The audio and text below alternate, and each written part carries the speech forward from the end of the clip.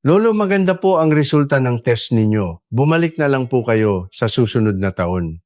Matapos marinig iyon, umuwi ang 78 taong gulang na si Lolo Reynaldo Santos, ngunit isang linggo makalipas siya ay pumanaw. Magandang araw po, ako si Dr.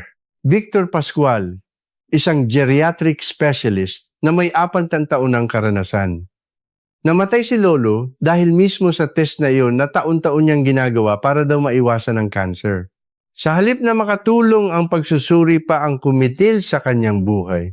Sa isang survey, 8 sa 10 doktor ang nagsabing hinding-hindi nila ipapagawa ang test na ito sa kanilang mga magulang na lampas 70 anyos na.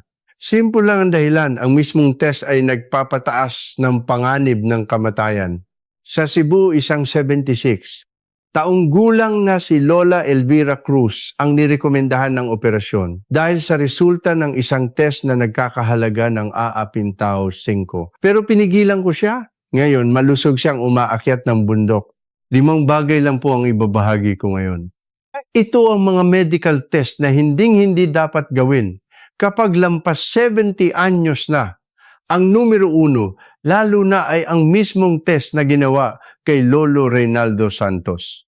7 sa 10 senior ang kumukuha nito. Pero sa Amerika, opisyal na panuntunan na itigil ito para sa mga edad 75 pataas. Kung tatapusin ninyo ang video na ito, siguradong hindi na manganganib ang buhay ninyo dahil sa mga hindi kinakailangang pagsusuri. Hahaba pa ang buhay ninyo ng 10 taon ng malusog. Mag-subscribe at i-like ang video na ito para pinakamabilis ninyong matanggap ang mga katotohanang itinatago ng mga ospital sa channel na Araw-Araw na Kalusugan. Sa comments, pakitype ang 1 kung lampas 70 na kayo at 2 kung hindi pa. Simulan na natin mula sa ikalima.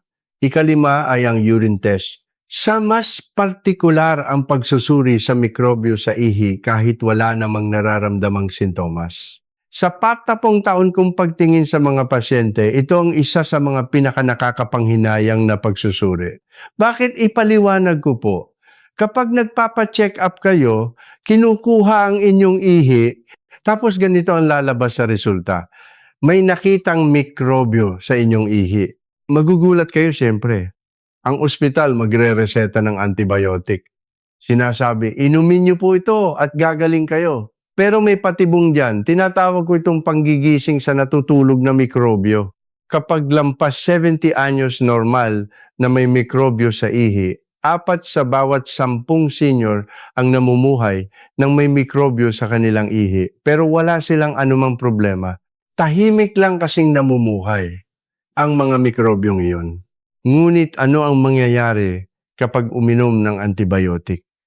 Magagalit ang mga mababait na mikrobyo. Gusto niyo akong patayin.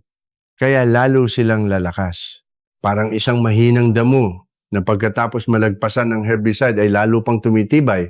Isang nakakagulat na resulta ng pag-aaral ang lumabas sa isang American Medical Journal. Kapag ang isang senior na edad 75 pataas na walang sintomas ay uminom ng antibiotic sa loob ng 1 taon, magkakaroon ng mikrobyo sa katawan niya na hindi na tinatablan ng gamot. Gaano karami ang dadami? 4 na beses pa. Para mas madali isipin ninyo na may nakita kayong isang ipis sa bahay. Kung hahayaan nyo lang, tahimik lang yan. Pero kapag nag-spray kayo ng pamatay peste, magiging super ipis yan na hindi na tinatablan ng lason. Sa susunod na magkaroon ng tunay na problema, hindi na tatalab ang gamot. Ito, ang kwento ni Lola Teresita Reyes, 78 anyos mula sa Cavite. Noong nakaraang tagsibol, nagpunta siya sa ospital dahil medyo malabo raw ang ihi niya. Wala siyang lagnat o sakit dahil lang medyo madilim ang kulay. Nag-urine test ang doktor at may lumabas na mikrobyo. Kaya niresetahan siya ng antibiotic. Masunurin namang ininom ni Lola ang gamot sa loob ng 1 linggo. Pagkatapos ng 3 buwan, nagpa-check up ulit siya. May mikrobyo na naman. Niresetahan ulit siya ng doktor ng antibiotic. Ininom na naman ni Lola. Sa Taglagas, nagpa-test ulit at may mikrobyo na naman. Uminom siya ng pangatlong antibiotic. 3 beses siyang uminom ng antibiotic sa loob ng 1 taon. Ngunit noong nakaraang taglamig, nagkaroon siya ng tunay na urinary tract infection. Sa pagkakataong ito, sobrang sakit na. Umabot sa 39 degrees ang lagnat niya at sa tuwing umiihi siya, parang sinasaksak ng kutsilyo. Dali-dali siyang nagpunta sa ospital. Niresetahan siya ng doktor ng antibiotic, pero lumipas ng 3 araw, hindi bumababa ang lagnat niya. Hindi na tumatalab ang gamot. Pinalitan ng doktor sa pangalawang antibiotic. Hindi pa rin tumalab. Sa pangatlong gamot lang siya bumuti. Nagdusa si Lola ng 1 linggo. Nang lumapit siya sa akin, tiningnan ko ang kanyang prescription history. At sinabi ko sa kanya, Lola, sayang lang po ang pag-inom ninyo ng gamot. Ang 3 beses na pag-inom ng antibiotic sa loob ng 1 taon, ang naging lason pa sa inyo. Napaluha si Lola. Dok, hindi ko po alam. Akala ko kailangan kong inumin kasi galing sa ospital. Yan ang patibong ng 5 pagsusuri ang urine test. Kung maghahanap ka ng mikrobyo kahit walang sintomas at iinom ng antibiotic sa susunod na magkasakit ka, talaga hindi natatalab ang gamot. Kaya, ano ang dapat nating gawin? Simple lang. Una, kung walang lagnat at hindi masakit, umihi, baliwalain ang resulta ng test. Huwag pansinin kung anuman ang numerong lumabas. Ikalawa, uminom ng tubig. Sapat na ang isang malaking bote ng PET, mga 2 litro sa isang araw. Sa ganoong paraan, natural na mahuhugasan ang mga mikrobyo. Ang tubig ang pinakamahusay na gamot. Ikatlo, pumunta lang sa ospital kapag may tunay na sintomas. Kapag may lagnat at masakit doon na uminom ng antibiotic. Hindi kailangang uminom ng maaga. Kaya tandaan, kung lampas 70 na at nagpa-urine test at may lumabas na mikrobyo kung walang lagnat o sakit, huwag uminom ng gamot. Uminom lang ng tubig. Kung ganito na ang 5, mas nakakagulat ang 4. Ito ang test na ginagawa ng 8 sa 10 tao taon-taon. 4 ay ang electrocardiogram o ECG test. Sa mas partikular ang paulit-ulit na ECG kahit wala namang sintomas. Tinatawag ko itong paulit-ulit na pagbubukas ng hood ng makina. Ano ang mangyayari kung ang makina ng sasakyan ay maayos naman pero palagi mong binubuksan ang hood para tingnan? Masisira pa ito. Ganon din sa puso. Kapag nagpapa-check up kayo, kinukuhanan kayo ng ECG. Yung may mga idinidikit na parang suction cup sa dibdib habang nakahiga kayo tapos may tunog na bip bip bip at may lalabas na papel, yun ang ECG. Pero minsan ganito ang lumalabas sa resulta. Abnormal na resulta ng ECG. Magugulat kayo siyempre. Sasabihin ng doktor, mukhang kailangan ninyo ng karagdagang pagsusuri. Dito na magsisimula ang bangungot. Noong 2024, opisyal na inihayag ng American Medical Community na wag nang gawan ng ECG ang mga taong walang sintomas. Bakit? Dahil ito ay isang sinungaling na test. Kapag lampas 70 anyos, 4 sa bawat 10 tao ang may abnormal na resulta sa ECG. Pero ilan sa kanila ang may tunay na sakit sa puso, wala pa sa 1 sa bawat 10. Ang natitirang 9 ay malusog, pero lumabas na may problema. Para mas madali isipin ninyo na may fire alarm. Pero sa tuwing tumutunog ito ng 10 beses siyam doon, ay false alarm. 1 beses lang may tunay na sunog. Tatawag ka ba ng bumbero sa bawat oras? Hindi, di ba? Pero sa ospital tumatawag sila. Kapag may abnormal na resulta sa ECG, agad kang isa sa ilalim sa susunod na test. Stress test, heart ultrasound, coronary CT scan, at kahit ang pagpasok ng kamera sa ugat. At sa prosesong iyon, kapag may nakita, irerekomenda nila ang paglalagay ng stent. Ito ay isang operasyon kung saan naglalagay ng parang maliit na net sa ugat. Ito ang kwento ni Lolo Antonio Garcia, 74 anyos, mula sa Pampanga. Nung nakaraang tag-init, nagpa-check up siya. Walang paninikip ng dibdib, hindi rin hinihingal. Karaniwang check up lang. Lumabas ang resulta ng ECG, abnormal. Sabi ng doktor, Magpa-stress test po tayo. Tumakbo si Lolo sa treadmill pero abnormal na naman daw ang resulta. Sumunod ang coronary CT scan, isang test na nagkakahalaga ng galang 50,000. Lumabas ang resulta, may bara po sa ugat ninyo, kailangan ninyong magpa-angiogram. Ang angiogram ay isang pagsusuri kung saan nagpapasok ng tubo sa ugat sa binti hanggang sa puso. Natakot si Lolo pero ginawa niya. Ang resulta, 50% po ang bara sa ugat ninyo. Maglagay na po tayo ng stent. Doon mismo ay sumailalim si Lolo sa stent procedure. 3 araw siyang na ospital at umabot sa libon-libon-libon-libon ang gastos. Pero pagkalabas, lumapit siya sa akin. Dok, parang wala namang pinagbago kumpara bago ako operahan. Hindi naman ako nasasaktan noon at hindi rin ngayon. Bakit po ako inoperahan? Tiningnan ko lahat ng resulta ng test ni Lolo at nagalit ako. Mula sa simula, wala namang sintomas si Lolo. Hindi siya nasasaktan kapag umaakyat ng hagdan at okay lang siya kapag nag-eehersisyo. Sinabi ko kay Lolo, kung hindi lang sana kayo nagpa-ECG, hindi sana nangyari ang lahat ng to. Hindi sana kayo gumastos ng Grindin 50,000 at hindi sana binutasan ang binti ninyo. Napayuko si Lolo. Dok, sinunod ko lang po ang sinabi ng ospital. Iyan ang patibong ng ika-4 na pagsusuri ang ECG. Kapag ginawa ito kahit walang sintomas, magbibigay ito ng maling resulta at mahuhulog ka sa walang katapusang pagsusuri. At sa huli, mapipilitan kang sumailalim sa hindi kinakailangang procedure. Kaya, ano ang dapat nating gawin? Una, kung walang sintomas, hindi kailangang magpa-ECG. Kung hindi masakit ang dibdib, hindi hinihingal at okay lang umakyat ng hagdan, laktawan ito. Ikalawa, sa consent form ng check-up, kung may ECG markahan ng X, sabihin ninyong hindi ito kailangan. Ikatlo, magpa-test lang kapag may tunay na sintomas. Kapag sumisikip ang dibdib habang umaakyat ng hagdan, sobrang hinihingal o pinagpapawisan ng malamig doon na pumunta sa ospital. Sa pagkakataong ngayon, kailangan ng ECG. Kaya tandaan, kung lampas 70 na at walang sintomas, huwag magpa-ECG.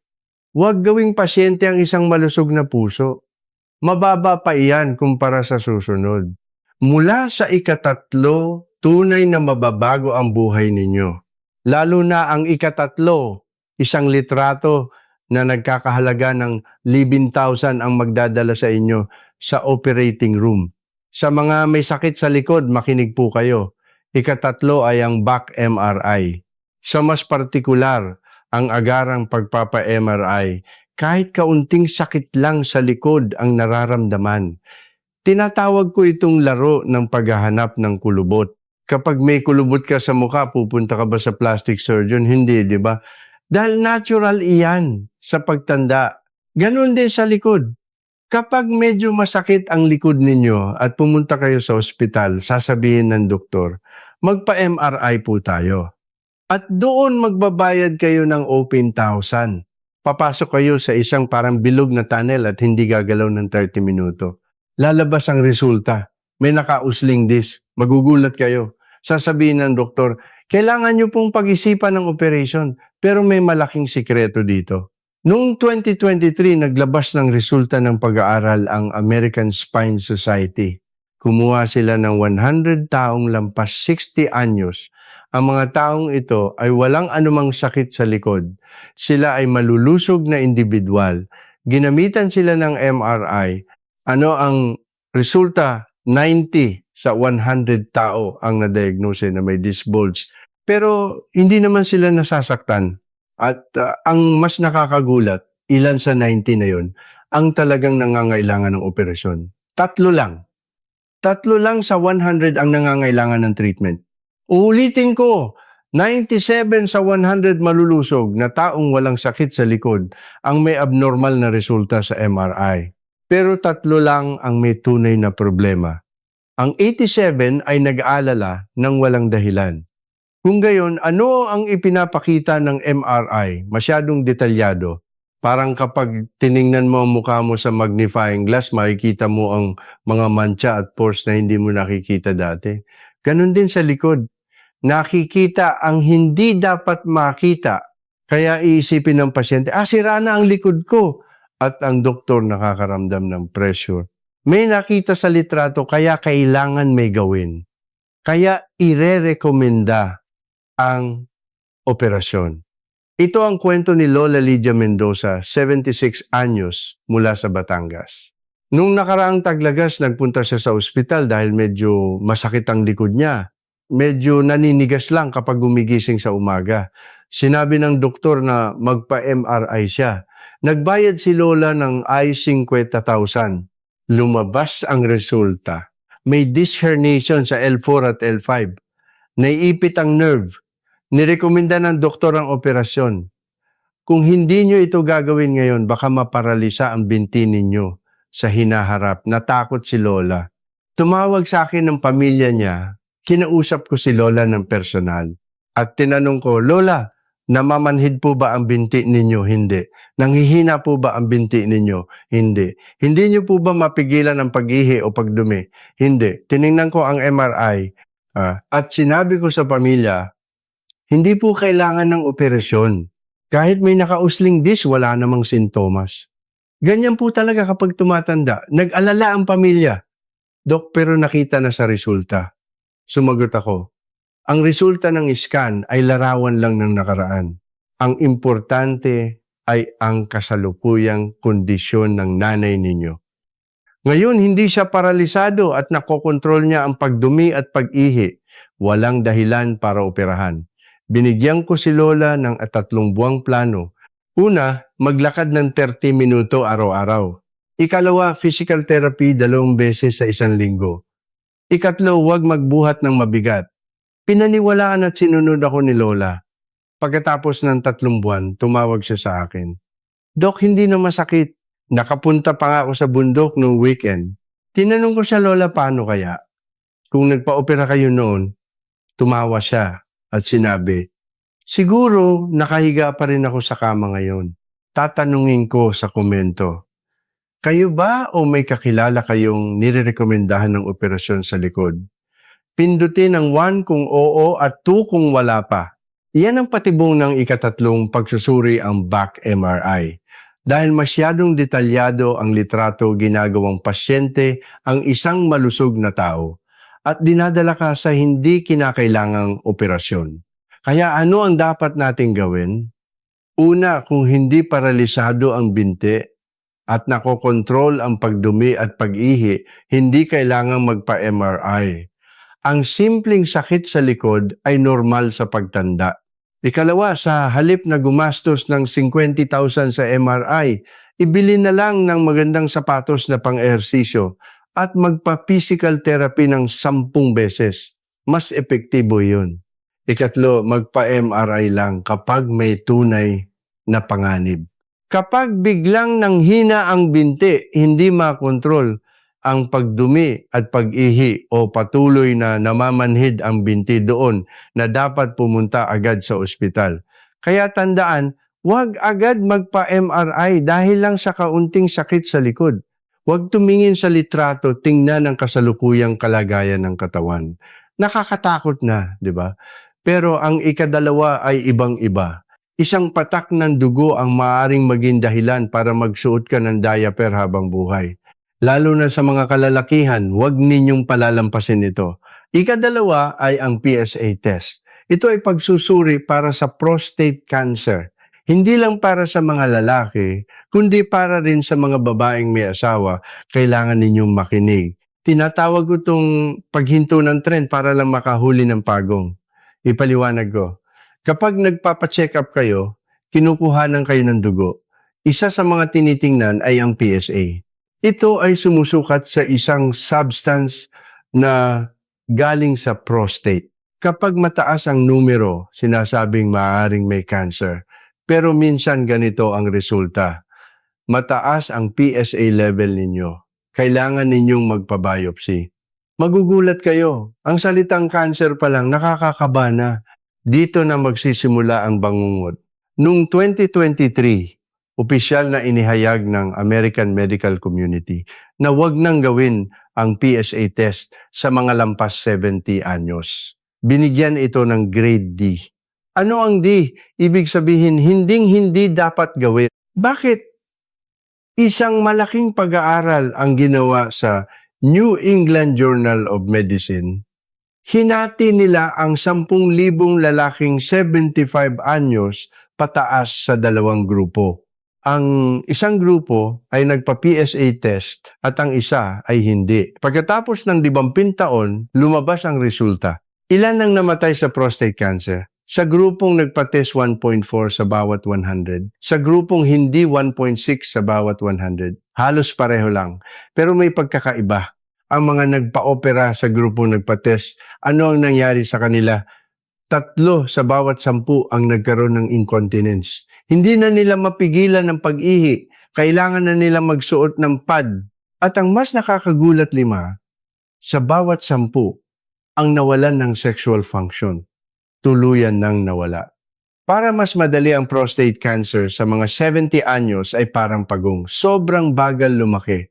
Lumalaki ito ng 1 centimeter sa loob ng 10 taon. Sa kabilang banda ang ating buhay ay parang high-speed train. Mabilis itong tumatakbo at darating sa huling istasyon sa edad na UT type.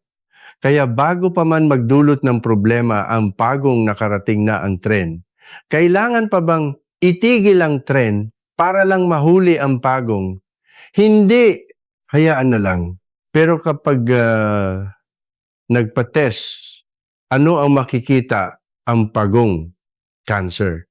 Kaya iisipin na kailangan itong alisin. Kaya magpapabiopsy, magpapa-opera at sa huli, pagbabayaran mo ito ng incontinence at pagkawala ng sexual function. Ito ang kwento ni Lolo Benjamin de la Cruz, 76 anyos mula sa Davao. Nung nakarang tagsibol, nagpa-check up siya. Maayos ang pag-ihi niya, walang problema. Pero ang PSA level niya ay 5.2. Ang normal ay 4.0 pababa. Sabi ng doktor, kailangan ninyong magpa-biopsy. Natakot si Lolo pero ginawa niya. Ang biopsy ay ang pagpasok ng karayom ng 10 beses sa prostate para kumuha ng tissue. 2 araw na may kasamang dugo ang ihi ni Lolo. Lumabas ang resulta. May nakitang cancer. Nirekomenda ng doktor ang operasyon. Kung gagawin ninyo ngayong gagaling kayo. Nagpa-opera si Lolo, tinanggal lahat ng prostate niya. Lumipas ang 3 buwan pagkatapos ng operasyon. Lumapit siya sa akin. Malungkot ang mukha niya. Dok, tumatagas po ang ihi ko. Kahit umubo lang ako, lumalabas. Nagsimulang magsuot ng pad si Lolo. Kahit sa gabi, 2 beses siyang nagpapalit. May mas malaki pang problema. Nahirapan si Lolong sabihin pero alam ko na wala ang kanyang sexual function. Napaluha si Lolo. Dok, sana hindi na lang ako nagpa-opera. Maayos naman ang pag-ihi ko, wala akong nararamdaman. Hinawakan ko ang kamay ni Lolo. Lolo, sana napigilan ko kayo noon. Pasensya na po. Tiningnan ko ulit ang resulta ng cancer tissue niya. Ito ay isang napakabagal lumaking cancer. Isang cancer na hindi magdudulot ng problema kahit pagkatapos ng 10 taon. Kung hinayaan lang, malusog pa rin sana si Lolo ngayon. Iyan ang patibong ng ika-2 pagsusuri, ang PSA test. Nakakahanap ka ng isang mabagal lumaking cancer at sa paggamot dito, sinisira mo ng tuluyan ng kalidad ng iyong buhay. Kaya ano ang dapat nating gawin? Una, kung lampas 70 na, hindi kailangang magpa-PSA test. Sa consent form, markahan ng X ang PSA. Ikalawa, kung maayos ang pag-ihi at walang nararamdaman, mabuhay lang ng normal. Kahit may cancer, mabagal itong lumaki at hindi magiging problema. Ikatlo, magpa-test lang kapag may tunay na sintomas. Kapag hindi makaihi, may dugo sa ihi o 10 beses na pumupunta sa banyo sa gabi doon na kailangan pumunta sa ospital. Kaya tandaan, kung lampas 70 na wag magpa-PSA test, wag itigil ang trend para lang makahuli ng pagong. At ang numero 1 ay talagang nakakagulat. Sa wakas ang numero 1, ito ay ang colonoscopy. Nakakagulat, di ba? Marami sa inyo ang ginagawa ito taon-taon para maiwasan ang cancer. Pero kapag narinig ninyo ang paliwanag, sasang-ayon kayo. Tinatawag ko itong pagsunog ng buong bahay para lang makapatay ng surot. Ipaliwanag ko, kapag magpapakolonoscopy kayo sa gabi bago ang procedure, sinisimulan nyo na ang paglilinis ng bituka. Iinom ng 2 litro ng gamot at pupunta sa banyo ng 10 beses. Kinabukasan sa ospital, patutulugin kayo at ipapasok ang kamera sa puwit para tingnan ang bituka. Kapag may nakitang polyp, agad itong tatanggalin. Naiwasan ng cancer, sasabihin nila, pakiramdam ninyo, may maganda kayong nagawa. Pero may malaking patibong dito. Noong 2024, opisyal na inihayag ng American Medical Association na itigil ang colonoscopy para sa mga edad 75 pataas. Bakit? Dahil ang panganib ng test ay mas malaki kaysa sa panganib ng cancer. Para mas madali isipin ninyo na may nakitang polyp sa isang 75 anyos. Gaano katagal bago ito maging cancer? Sa average 10 hanggang 15 taon. Ibig sabihin, sa edad na 90, magiging cancer ito. Pero ano ang average life expectancy ng isang 75 anyos, 87 taong gulang? Bago pa maging cancer ang polyp, tapos na ang buhay. Kailangan pa ba itong hanapin? Sa kabilang banda, gaano kalaki ang panganib ng test? Isang malaking pag-aaral ang ginawa ng American Gastroenterological Association. Kapag ang isang senior na 75 anyos pataas ay nagpa-colonoscopy, isa sa 200 ang mabubutas ang bituka, isa sa 100 ang dudugo ng malala at kailangan ng blood transfusion. Isa sa 70 ang malilito pagkatapos ng anesthesia. Ngunit ano ang tsansa na magkaroon ng colon cancer?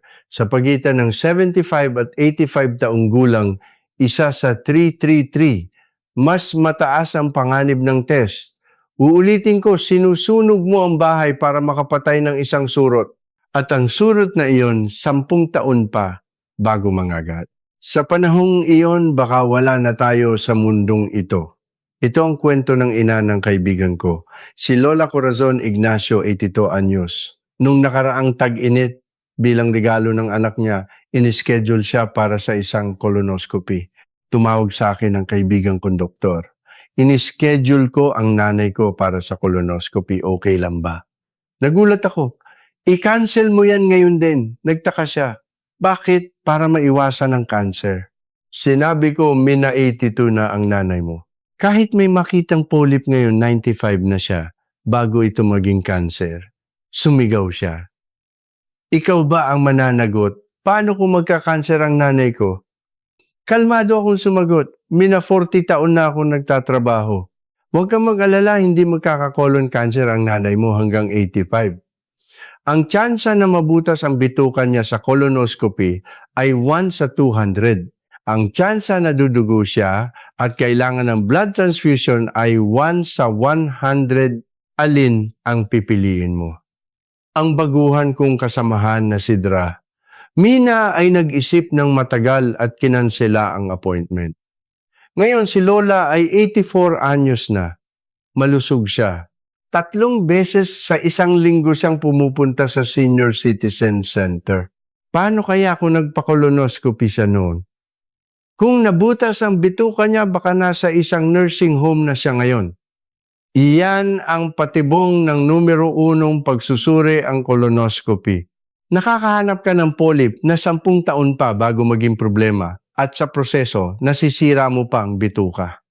Kung gayon, ano ang dapat nating gawin kapag inaalok tayo ng test sa ospital? Bibigyan ko kayo ng 3 tanong.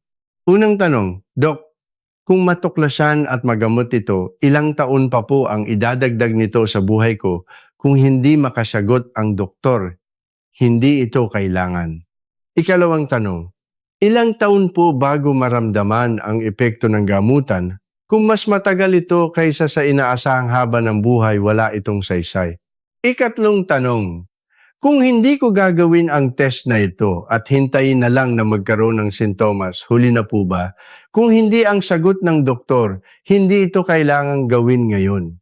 I-save ninyo ang 3 tanong na ito sa inyong cellphone. Itanong ito sa tuwing pupunta sa ospital. 9 sa 10 beses sasabihin nila, kung gayon hindi na po ninyo kailangan. Kaya, anong dapat natin gawin? Una, kung lampas 75 na, hindi kailangan magpa-colonoscopy. Lalo na kung walang dugo sa dumi at hindi malala ang constipation. Ikalawa, gawin lang ito kapag may tunay na sintomas. Kapag may dugo sa dumi, naging singnipis ng lapis ang dumi o nabawasan ng 5 kilo sa loob ng isang buwan doon na kailangan pumunta agad sa ospital.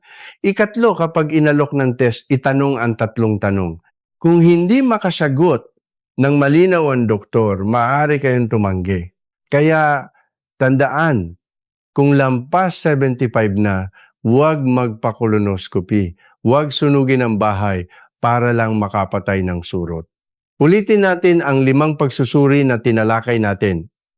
Ika, 5 urine test. Huwag uminom ng antibiotic dahil lang may nakitang mikrobyo kahit walang sintomas. Uminom lang ng 2 litrong tubig. Ika, 4 ECG. Kung hindi masakit ang dibdib at hindi hinihingal, hindi ito kailangan. Huwag gawing pasyente ang isang malusog na puso. Ika, 3-back MRI. Kung hindi paralisado ang binti at nakokontrol ang pagdumi at pag-ihi, hindi ito kailangan. Ibili na lang ng magandang sapatos ang 50,000. Ika, 2 PSA test. Kung lampas 70 na, huwag nang hanapin ang parang pagong na cancer. Kung maayos ang pag-ihi, okay lang yan. Numero 1, colonoscopy. Kung lampas 75 na, huwag sunugin ang bahay para sa surot. Kung walang sintomas, hindi ito kailangan. Kung tatandaan ninyo ang 5 ito, makakatipid kayo ng hindi bababa sa AXI 50,000 sa mga hindi kinakailangang pagsusuri. At ang mas mahalaga, maiiwasan ninyong gawing pasyente ang isang malusog na katawan. Kung gayon, ano ang dapat nating gawin sa halip na magpa-test? 3 bagay ang irerekomenda ko. Una, ang himala ng 10 piso. Ito ay ang itlog. Nag-aral ang Harvard University noong 2024 kapag ang mga senior na 70 anyos pataas ay kumakain ng 2 itlog araw-araw, napapanatili nila ang 5% na mas maraming muscle mass. Dahil dito, nababawasan ng 3 sa 10 tao ang pagkahulog. 2 itlog, mga 20 piso lang sa isang araw. Mas epektibo ito kaysa sa isang test na nagkakahalaga ng awos 50,000. Ikalawa, 20 minutong paglalakad. Inilathala ito sa British Medical Journal noong 2023.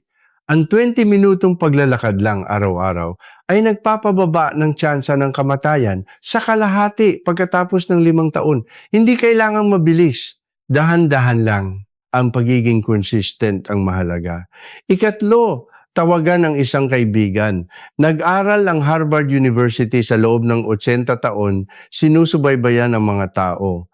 Ano ang resulta? Ang pinakamalaking salik na nagdedetermina ng kalusugan ay ang kalidad ng relasyon. 5 sa 10 tao ang kalusugan ay nakasalalay sa kanilang relasyon. Ang pamumuhay mag-isa ay katumbas ng paninigarilyo ng 15 stick. Tawagan ang isang kaibigan ngayon. Ang 3 ito, 2 itlog, 20 minutong paglalakad at pagtawag sa isang kaibigan.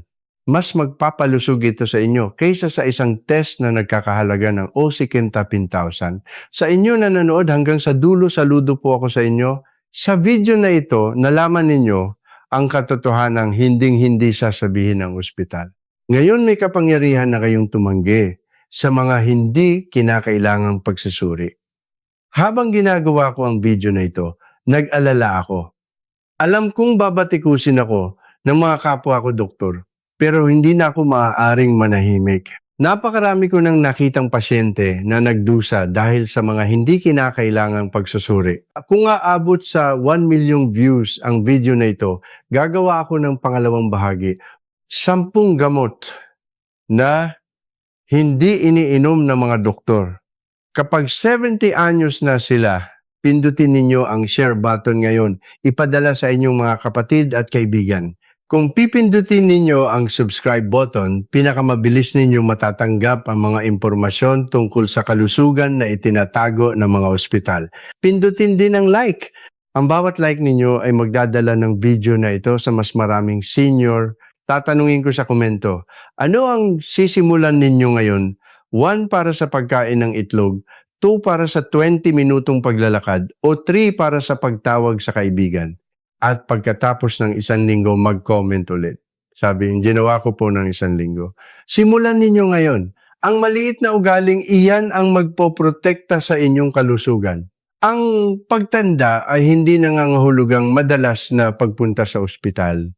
Ito ay ang matalinong pagtanggi sa mga hindi kinakailangang pagsusuri.